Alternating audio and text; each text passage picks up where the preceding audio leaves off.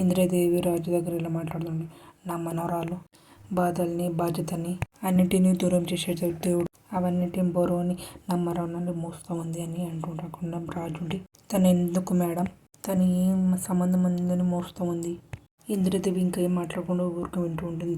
అపర్ణ ఉండి ఇలా అన్నీ మర్చిపోవాలి కాబట్టి తన మీద నింద మోపుతూ మందు తాగుతూ కాలాన్ని గడిపేస్తున్నావు అని అంటూ ఉంటుంది. అప్పుడు రాజు ఉండి అని వింటూ ఉంటాడు. కానీ నరకం అనుభవిస్తుంది నా కోడలురా అని అంటుంది. నిజంగా కష్టం అంటే దాందిరా అని అంటూ బాధపడుతూ ఉంటుంది.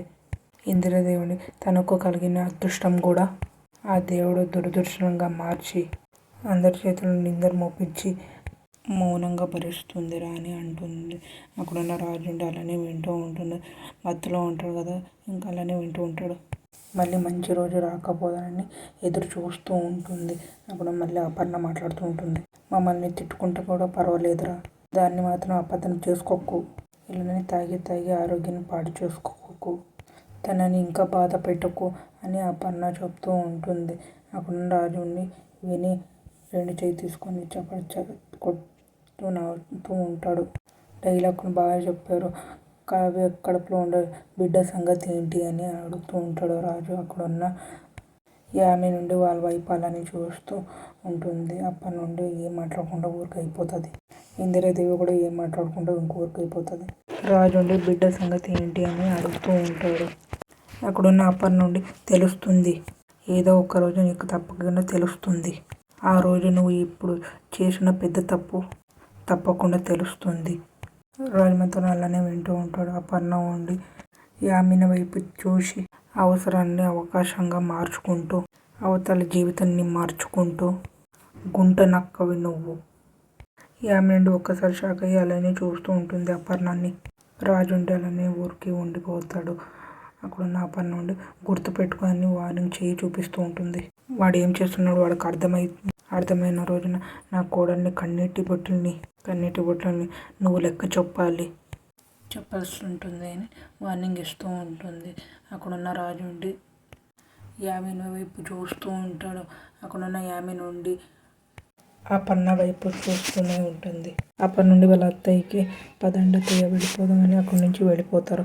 అక్కడున్న రాజు ఉండి యామిని వాళ్ళు చెప్పింది నాకు ఒక్క ముక్క కూడా అర్థం కాలేదు, కానీ నాకు ఇంకొక ఫుల్ బాటిల్ కావాలి అని తెప్పిస్తావని అడుగుతూ ఉంటాడు. అక్కడ యామి నుండి నువ్వు చెప్పుకుంటే నేను తాక్కుని ఉంటానా, హాల్లో కూర్చొని తాగు ఉంటాను అక్కడి నుంచి చేపెట్టుకొని పిలుచుకొని పోతూ ఉంటుంది హాల్లోకి. అక్కడున్న అందరూ హాల్లో కూర్చొని ఆలోచిస్తూ ఉంటారు. అపర్ణ వాళ్ళ భర్త ఉండే అపర్ణకి ఇంకా రాజు గురించి అలానే ఆలోచిస్తున్నావా, అప్పటి నుండి కన్న కొడుకు కళ్ళ ముందు అలా అన్యాయం అయిపోతూ ఉంటే ఆలోచించుకోకుండా ఇంకా ఎలా ఉంటానండి అని అపర్ణ అంటూ ఉంటుంది, బాధపడుతూ ఉంటుంది. అక్కడున్న కావ్య ఉండి మెట్ల దగ్గరకు అంటే అప్పుడు ఆలోచిస్తూ ఉంటుంది. వాళ్ళ అత్తయ్యని చూస్తూ ఉంటుంది. అలానే నా కళ్ళ ముందు తాగుబోతులా మారుతూ ఉంటే చూసి తట్టుకోలేకపోతున్నానండి అని బాధపడుతూ అలాని చెప్తూ ఉంటుంది.